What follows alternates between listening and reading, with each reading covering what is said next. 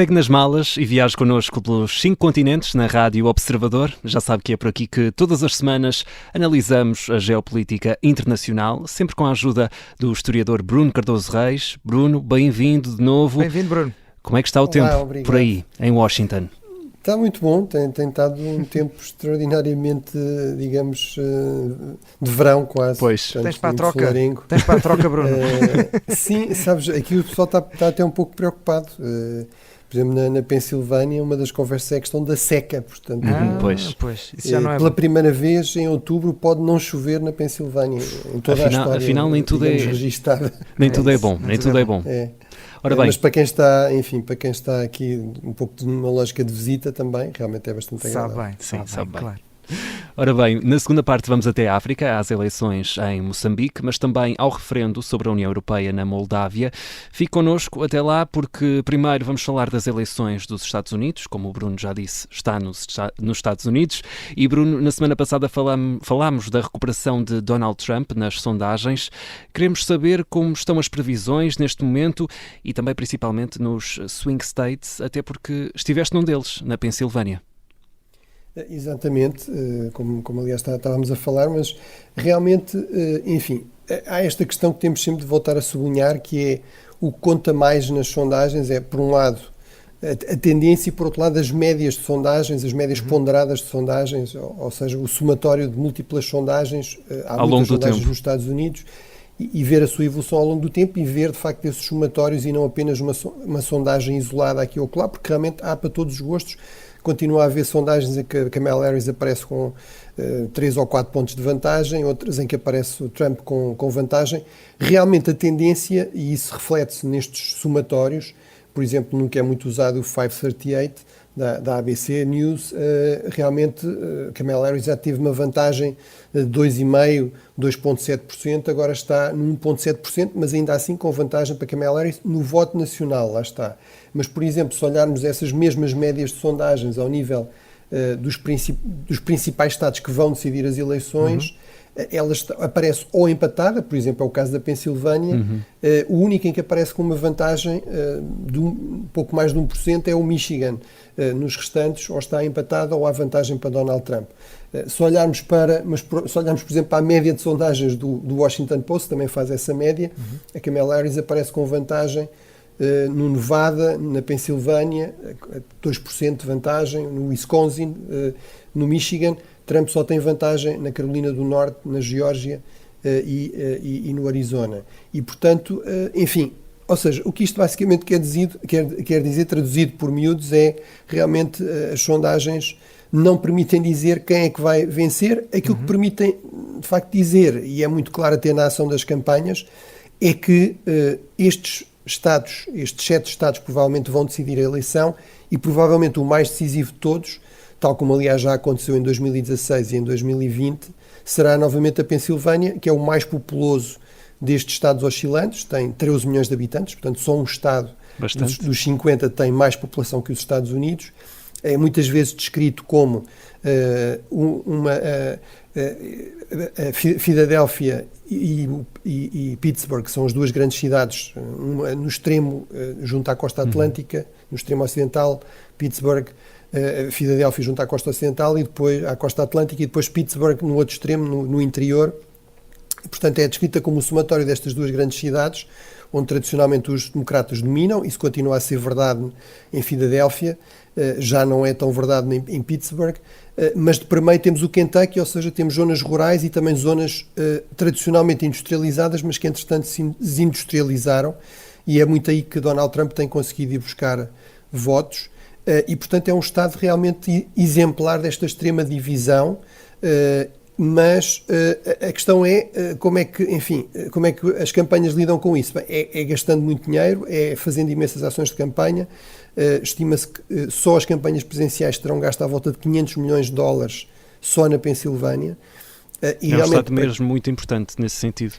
Exatamente, ou seja, basicamente é o quinto, não só em população, mas também no número de grandes eleitores no colégio eleitoral, 19, e portanto é bastante evidente para os dois lados que se não vencerem na Pensilvânia, muito dificilmente conseguirão vencer no colégio eleitoral, que é onde realmente se ganha as eleições. É bem possível, para terminar, que isso seria um problema, digamos, em termos de legitimidade da democracia americana e do novo presidente, é possível que volte a acontecer aquilo que já aconteceu duas vezes desde o início do século, ou seja, termos um presidente que ganha no colégio eleitoral, mas não ganha no voto popular. Aconteceu com George W. Bush, aconteceu com Donald Trump em 2016 e pode voltar a acontecer com Donald Trump desta vez, ou seja, de Kamala Harris vencer no voto popular, mas não conseguir vencer nestes estados oscilantes que decidem a eleição. Bruno, entretanto, Donald Trump entrou aqui também num bate-boca além fronteiras, um bate-boca transatlântico. É um bate-boca que o Partido Trabalhista Britânico acusou-os de interferências nas eleições. Qual é que é o histórico desta relação, que é uma relação especial entre os Estados Unidos e também a Grã-Bretanha? Bem, obviamente é uma relação muito longa, começa com a própria Guerra da Independência, ou seja, os Estados Unidos começam por ser 13 colónias britânicas que se tornam 13 Estados independentes, depois da Guerra da Independência, que termina com um acordo de paz em 1783, mas há depois até uma nova guerra em 1812, entre 1812 e 1814, entre a Grã-Bretanha e os Estados Unidos, aquela em que os britânicos vão queimar, aliás, a Casa Branca e aquilo que já existia da capital, de Washington, D.C., mas a verdade é que, historicamente, depois ao longo do século XIX, há um esforço de aproximação. Há algumas tensões, a última grande crise é em torno da Venezuela, enfim, com alguns ex eventualmente atuais, um ditador que não respeitava as regras internacionais, devia-se intervir ou não. Os Estados Unidos deixam claro que se houver alguma intervenção será dos Estados Unidos e não de potências europeias, como a Grã-Bretanha, mas a Grã-Bretanha, nesse caso, como noutros também numa disputa de fronteiras com o Canadá, que continua a ser um domínio britânico, a norte dos Estados Unidos, os britânicos são muito generosos, digamos, no acordo que fazem com os Estados Unidos, cedem território que os canadianos queriam, e, portanto, sobretudo a partir da Primeira e da Segunda Guerra Mundial, sobretudo do lado da Grã-Bretanha, há esta ideia da relação especial. É muito o Winston Churchill, o primeiro-ministro britânico em 1940, quando a Grã-Bretanha está sozinha perante a Alemanha nazi, que ocupou grande parte da Europa continental, realmente insiste muito nesta ideia de uma relação especial entre dois países com a mesma língua, com uma cultura semelhante, com tradições também liberais, democráticas semelhantes. Isso vai ser, digamos, um mote da política externa e um pilar da política externa britânica no pós-Segunda Guerra Mundial, no período da Guerra Fria, e até hoje há um embaixador britânico que está cá no período em que Trump é eleito, em 2016, o Lord Darroch, que escreve nas suas memórias todos os esforços que são feitos na altura para garantir que os britânicos são os primeiros a ter um encontro com os primeiros europeus a ter um encontro com Trump, são os primeiros a falar com ele, e portanto é uma relação muito importante, mas muito assimétrica, é sobretudo importante para o lado da Grã-Bretanha. O problema aqui, e este Kim Darroch, este embaixador, é um bom exemplo disso, é que Donald Trump não joga como habitualmente, ou seja, há uma longa tradição também de cooperação próximo entre o Partido Conservador Britânico e o Partido Republicano, ou seja, a direita americana e a direita britânica, entre os trabalhistas, a esquerda britânica e o Partido Democrático, até por questões de língua, de facilidade de relações pessoais, etc. Muitas vezes colaboram gratuitamente nas campanhas uns dos outros. O problema é que realmente Donald Trump não sabe distinguir entre, digamos, a política partidária, as relações com ele como candidato e depois como eventual presidente e, portanto, pegou aqui numa questão, até com alguma legitimidade, houve uma confusão, enfim, declarações um pouco equívocas de uma responsável do Partido Trabalhista Britânico, que disse há aqui interesse de ter voluntários britânicos na campanha da Kamala Harris, quem é que quer ir? E nós resolvemos a questão da habitação. Ora, resolver, se significasse o Partido Trabalhista pagar, seria uma violação da lei, porque esse tipo de trabalho tem de ser voluntário. Os estrangeiros podem colaborar numa campanha nos Estados Unidos, mas não podem pagar, não podem contribuir para essas campanhas, nem podem ser pagos. Aparentemente, na verdade, o que se tratava era de combinar com voluntários americanos que ofereciam as suas casas a estes voluntários britânicos, portanto não terá havido essa violação. Agora, eu desconfio que isto será de mau augúrio no caso de Donald Trump vencer. Ele tem grande hostilidade em relação à Europa, deixou muito claro, estou a citar, que considera a União Europeia uma inimiga dos interesses dos Estados Unidos, mas a hostilidade é muito generalizada em relação aos países europeus e inclusive em relação à Grã-Bretanha, governado por um governo de esquerda. Acho que vai haver aqui problemas. Ora, a Grã-Bretanha, pós-Brexit, precisa ainda mais desta relação especial com os Estados Unidos. E resta saber quais são esses problemas. Ora bem. Bruno, ainda nesta primeira parte vamos às guerras. Começamos no Médio Oriente. Faz agora uma semana desde a morte do líder do Hamas, mas parece que nada mudou no conflito, também no terreno. Tu concordas com isto? Bem, nós avisámos que era pouco provável que, nomeadamente o governo israelita, mas até também a própria liderança do Hamas, enfim, muito abalada também com estes ataques sistemáticos, ou do Hezbollah, ou do Irão, que estivessem realmente preparados para virar a página. Ora, como eu tenho sempre insistido, por muitas pressões externas que existam, por muita vontade que exista de poderes globais, como os Estados Unidos, ou até eu diria a China, de poderes regionais, de Estados mais moderados, como a Arábia Saudita ou o Egito, de estabilizar a situação, de evitar uma escalada, de acabar com o conflito, de voltar a recomeçar um processo político, de alguma esperança, alguma alternativa aos palestinianos. A verdade é que realmente não há nenhum sinal de que os principais beligerantes estejam interessados em avançar para essa via e, portanto, a morte de Sinwar realmente abriria, do meu ponto de vista, a possibilidade disso acontecer, até daria mais margem de manobra, sobretudo ao governo israelita e ao seu primeiro-ministro, para avançar nesse sentido, mas de facto não se viu sinais disso. Há uma certa maior contenção, eu diria, nas operações militares, mas isso não significa, está longe de significar que a guerra tenha terminado.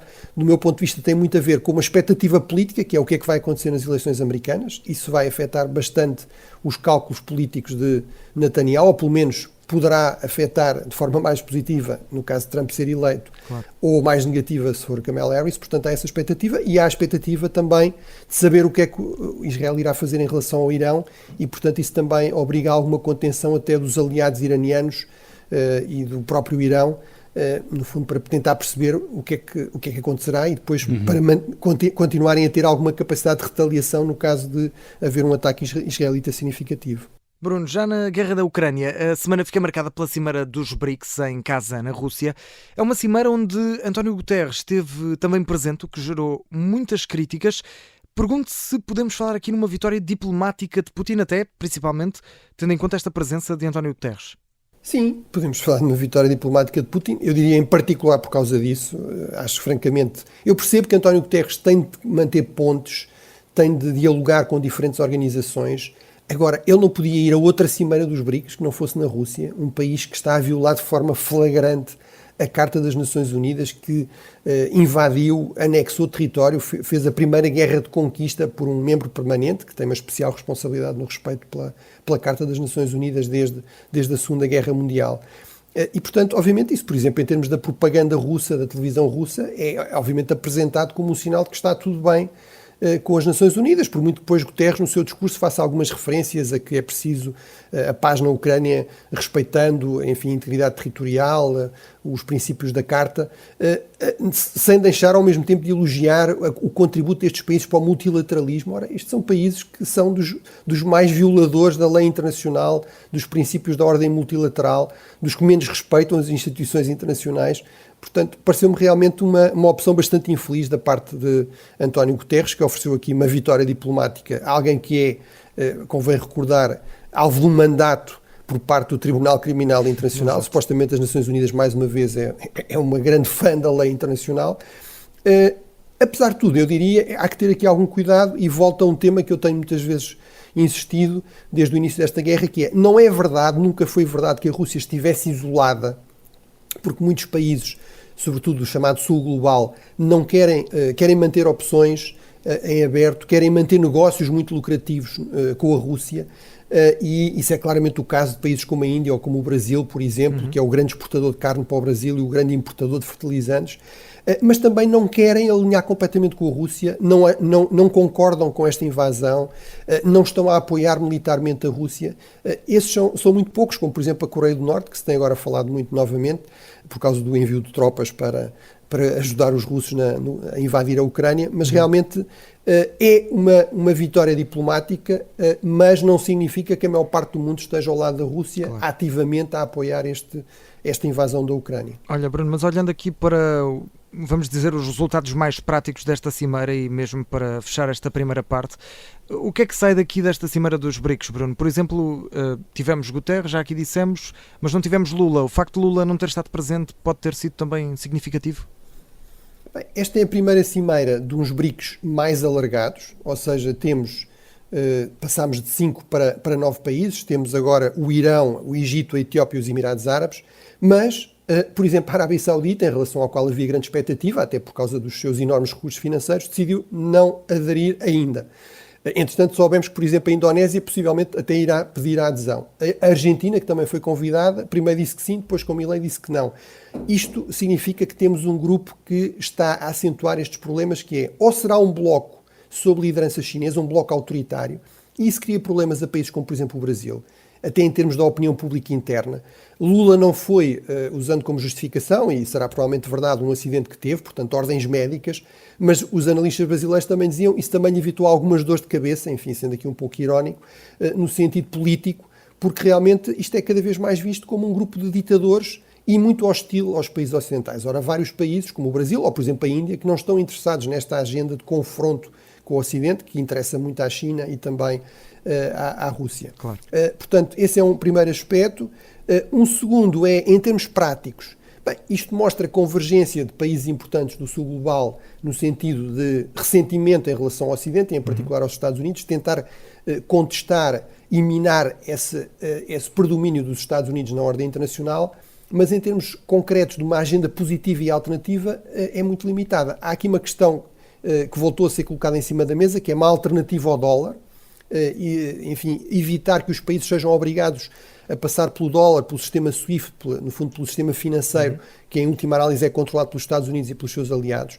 Ora, não se conseguiu nenhum avanço significativo a esse nível, e a maior parte dos especialistas, dos analistas, inclusive destes países, têm dúvidas de que seja possível avançar com um sistema que seja muito atrativo para a maior parte do mundo, que possa substituir no curto prazo o dólar. Portanto, é realmente um dado significativo, a emergência deste grupo, mostra que temos uma ordem mais multipolar, mostra que a China tem aqui um bloco potencial de países relevantes, mas também mostra algumas limitações significativas nesta lógica de agregação, de criação de um bloco do Sul contra o Ocidente, contra os Estados Unidos. Vamos falar de economia global. Aí em Washington teve lugar então a reunião anual do FMI, do Banco Mundial. Queremos saber, no fundo, como correu este encontro e se estas organizações, Bruno, muito dominadas pelos Estados Unidos, ainda têm a importância que tiveram em tempos. Não sei se queres começar pelas boas ou pelas más notícias, mas talvez começar. Eu não sei se tu és uma pessoa mais pessimista é isso. Queria tentar perceber. Bem, temos boas e temos más notícias, como aliás é o costume em relação à economia, dificilmente deixamos de ter algum tipo de má notícia. Talvez isso explique a pouca popularidade do FMI em particular, mas mesmo do Banco Mundial. Mas talvez começar pela história, que é sempre um bom começo. Sim. E que é interessante e onde nos arriscamos também a menos surpresas, ou seja, estes organismos são criados em 1944, 45, como parte do novo pilar económico de uma nova ordem internacional pós-Segunda Guerra Mundial, muito por iniciativa dos Estados Unidos e muito com esta lógica de evitar uma nova grande depressão que, corretamente, aliás, os líderes dessa época consideravam que tinha sido um fator muito importante depois na radicalização política que levou à ascensão de uma série de regimes autoritários, nomeadamente o nazismo na Alemanha. Sim. E que depois levou à Segunda Guerra Mundial. E, portanto, era fundamental criar novos mecanismos de coordenação no combate à pobreza, que é sobretudo a função do Banco Mundial, para evitar, no fundo, criar aqui bolsas de descontentamento de muitas pessoas que sentem que não têm nada a perder e que muitas vezes dá aso à violência política, não é? E também a violência, a conflitos armados, a guerras. No caso, pós-1945, sobretudo, havia o receio da questão do comunismo, digamos, liderado pela União Soviética, pela Rússia comunista. A história diz-nos que houve sempre várias ameaças, não é? Sim, exatamente. E depois também era fundamental criar um emprestador de último recurso para os Estados mais perigosamente endividados. Isso foi um dos aspectos mais destabilizadores da década de 1930, nomeadamente no caso da Alemanha, mais uma vez. E, portanto, foi muito essa a função do FMI, do Fundo Monetário Internacional, que tem realmente bastante má fama, inclusive em Portugal, pelas razões que sabemos.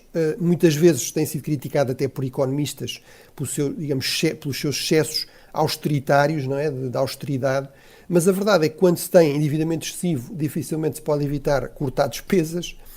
E, apesar de tudo, o FMI permite o acesso a empréstimos, quando mais ninguém empresta, lá está o emprestador de último recurso, e, apesar de tudo, a taxas relativamente bonificadas.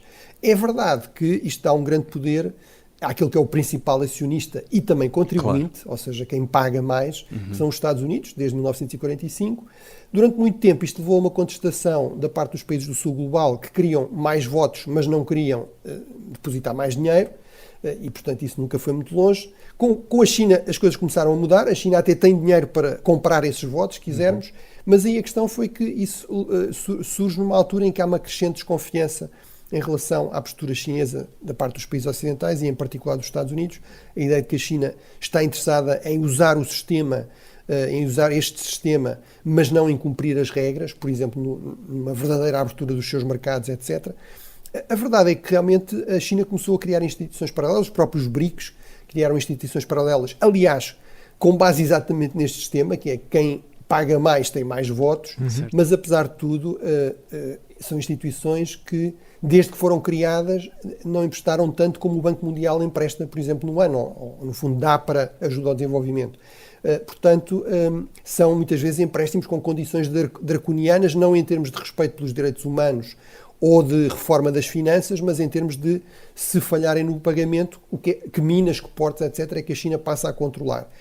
Portanto, eu diria, continua a ter aqui um papel importante, nomeadamente também pela sua expertise, pelo prestígio, digamos, do seu corpo de peritos, e realmente esta reunião anual, que decorre aqui a uns quarteirões onde eu estou a morar em Washington e que perturbou aqui bastante a vizinhança, mas realmente esta reunião anual é muito também usada, no fundo, pelas previsões de crescimento, enfim, da economia global, do comércio internacional, inflação, e portanto aí boas notícias, a economia vai continuar a crescer a nível global, a estimativa para o conjunto do mundo é à volta de 3%, os Estados Unidos acima dos 2%, a zona euro mal, portanto a primeira má notícia para nós, abaixo do 1%, a Índia como grande campeã das grandes economias, enfim, das grandes economias e grandes economias emergentes, 8%, a China também abaixo dos 5% nas estimativas do FMI para os próximos anos, embora não ainda para o próximo ano, e sobretudo, e pior ainda,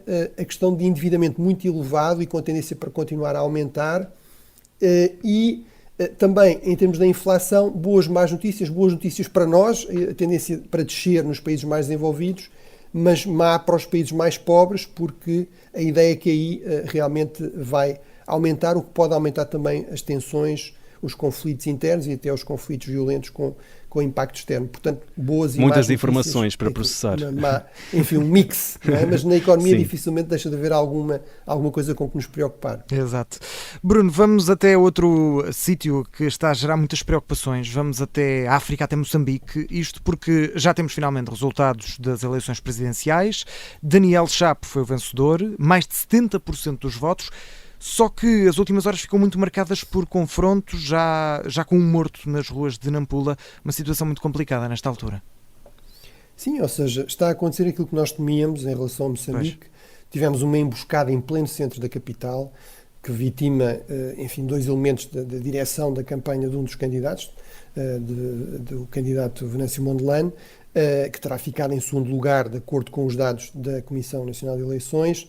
Temos grandes figuras da história moçambicana e historicamente próximos da Frelimo, como Graça Machel, enfim, que não só foi a mulher do primeiro presidente, mas ela própria foi uma figura importante, uma ministra importante, a ser muito crítica do que aconteceu, a dizer que isto não é aceitável. Mia Couto, por exemplo, a dizer que o próximo presidente arrisca-se a herdar um país em ruínas. Tivemos a missão também da CPLP, liderada pelo antigo ministro dos Estrangeiros, João Cravinho, também a criticar o que sucedeu.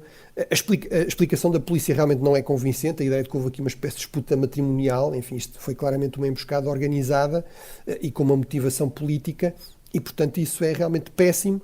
Esperemos que a situação não se descontrole ainda mais, seria terrível para Moçambique voltar a uma situação de conflito e de violência. Desse ponto de vista, eu diria, isto acaba por favorecer um pouco a Frelimo, independentemente das dúvidas que haja sobre o escrutínio, sobre, enfim, o apuramento dos resultados.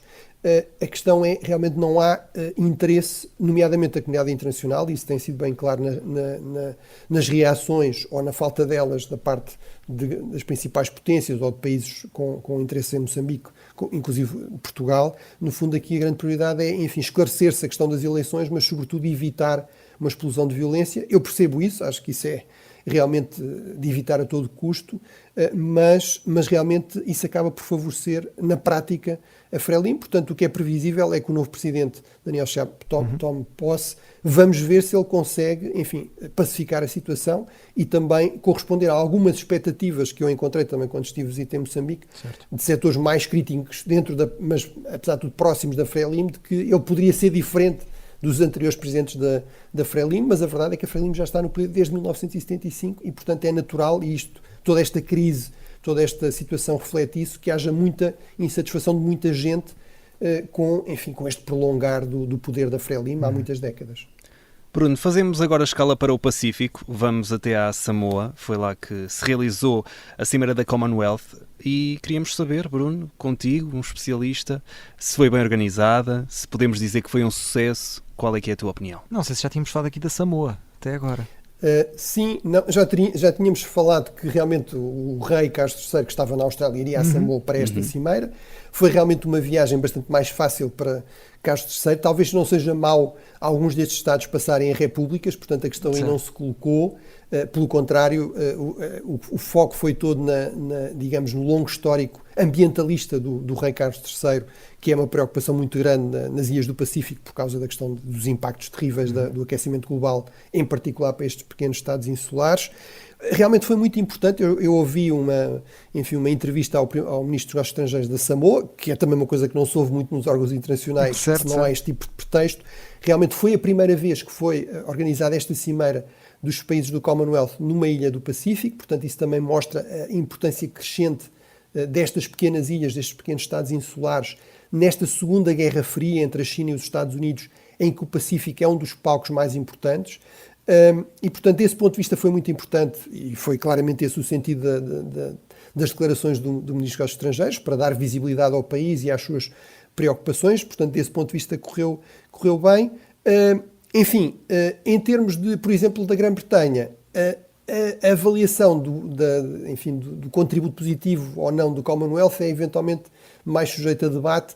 É bastante evidente que esta Commonwealth, esta comunidade britânica, que foi criada a seguir à Segunda Guerra Mundial, no contexto da descolonização, não correspondeu à expectativa dos líderes britânicos da altura, que era que seria, no fundo, um fórum completamente dominado pela Grã-Bretanha, com toda a sua experiência política externa, e que, no fundo, levaria a que todos estes países, apesar de se terem tornado independentes, continuassem a ver em Londres a referência para a sua ação externa.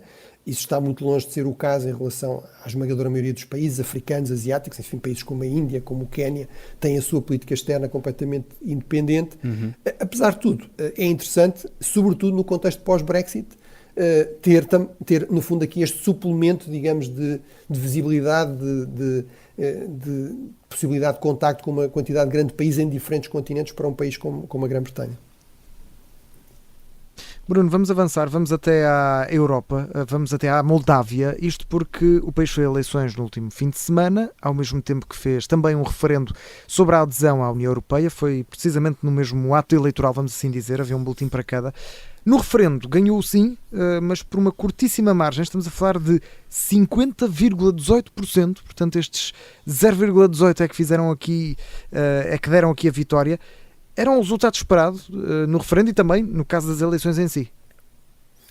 Bem, no fundo, eu diria, o que era esperado era que houvesse um resultado muito mais claro a favor da União Europeia. Geralmente a adesão à União Europeia é uma coisa bastante popular.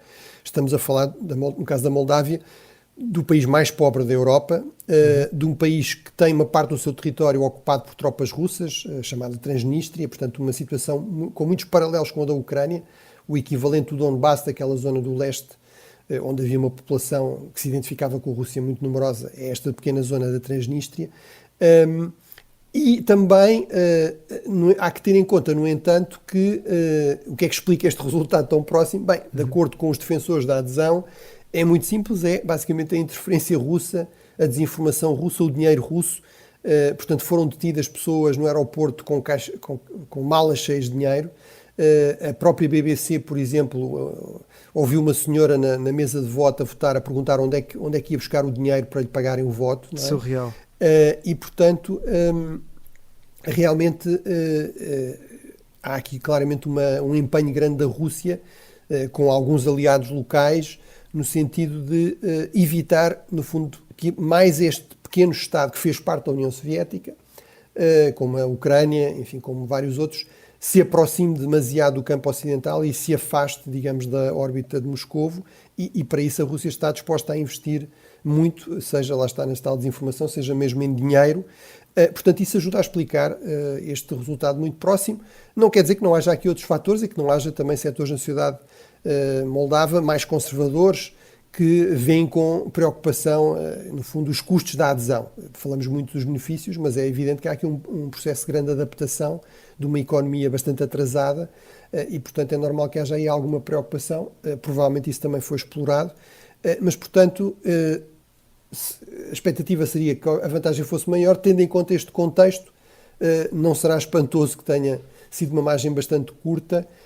Apesar de tudo, venceu o campo, digamos, para o europeu. Eu queria terminar dizendo que, em todo caso, isto me parece ser um alerta para uma questão que se vai colocar, ou que se pode colocar, sobretudo se Donald Trump vencer as eleições norte-americanas e impuser, digamos, uma paz que será praticamente uma rendição à Ucrânia. Vamos ver se a Ucrânia consegue resistir com que apoio europeu, mas se isso acontecer, com a Rússia com mãos livres novamente, do meu ponto de vista, um dos primeiros países que será alvo destas ambições expansionistas imperiais da Rússia de Putin será provavelmente a Moldávia. É dos casos, digamos, de maior fragilidade, enfim, como ficou visível neste resultado tão apertado, e, portanto, acho que nos devemos preparar para novas crises, novos problemas na Moldávia, inclusive eventualmente violentos, no caso de termos aqui uma alteração no contexto, se a Ucrânia realmente for obrigada a ceder às condições da Rússia, e, portanto, se Putin passar a contar na Casa Branca com alguém que vê como, se não um aliado, pelo menos alguém que é complacente, tolerante com as ambições de Moscovo. E mais uma vez ficamos aqui dependentes dos resultados das eleições nos Estados Unidos e daquilo que pode vir, o novo real, aquilo que vem aí. Bruno, terminamos esta viagem na Ásia. Foi eleito um novo presidente do Vietnã, isto depois da morte do anterior em funções. O que é que acontece ao presidente interino, de quem já falamos aqui, a propósito de cimeiras, e isto muda algo interna e externamente? Bem, não muda nada de crucial, embora realmente o Vietnã tenha tido 4 presidentes em 3 anos. Agora, a questão aqui é, o anterior presidente, To Lang, não foi demitido, não foi afastado do poder. Ele continua a ser o secretário-geral do Partido Comunista do Vietnã, que é o cargo geralmente visto como mais poderoso no contexto do Partido-Estado vietnamita. Este general já fazia parte, digamos, dos 4 magníficos, daqueles 4 órgãos que são vistos como mais importantes no contexto do sistema de poder coletivo no Vietnã. Apesar de tudo, isto faz uma diferença em relação, por exemplo, à China. O regime vietnamita é muito semelhante ao chinês, embora o Vietnã seja, em termos geopolíticos, um rival da China, alguém que vê a ascensão da China com grande preocupação, porque há muitas disputas históricas, territoriais, uma longa história de receio do imperialismo chinês no Vietnã, mas há esta diferença importante, ao contrário da China, por exemplo, onde se voltou a um regime muito personalizado, muito centrado no culto de Xi Jinping. Realmente no Vietnã há claramente uma afirmação com esta opção de manter uma liderança coletiva. Portanto, o presidente não é ao mesmo tempo o secretário-geral do partido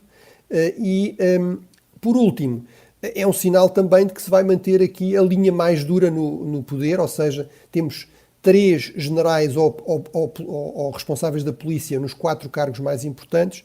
Portanto, para quem pudesse pensar que haveria aqui uma possibilidade de evolução, democratização, etc., até porque o Vietnã tem boas relações com os países ocidentais e com os Estados Unidos, até para conter a China, isso claramente fica, essa ilusão fica claramente desfeita e, portanto, eu diria, não são de esperar grandes mudanças. Aliás, o próprio discurso de posse foi muito claro a esse respeito, seja em termos de política interna, seja em termos de política externa, onde o princípio continua a ser reafirmado nesse discurso de posse de alinhamento múltiplo, ou seja, a famosa diplomacia de bambu, grande flexibilidade, procurar ter boas relações com múltiplas grandes potências, inclusive até com a China, na medida do possível, e portanto, não integração ou recusa de integrar qualquer tipo de bloco, seja dominado pelos Estados Unidos, seja dominado pela China ou por qualquer outra grande potência.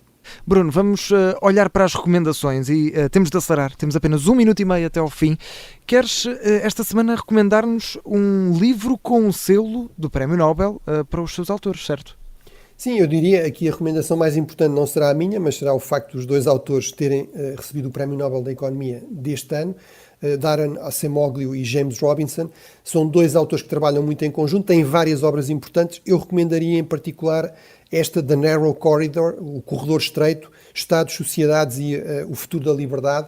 No fundo, são economistas, se quisermos, que têm uma visão muito histórica, muito institucional, muito comportamental da economia e não tanto quantitativa naquele sentido mais negativo de modelos matemáticos muito sofisticados, mas às vezes com pouca relação com a realidade.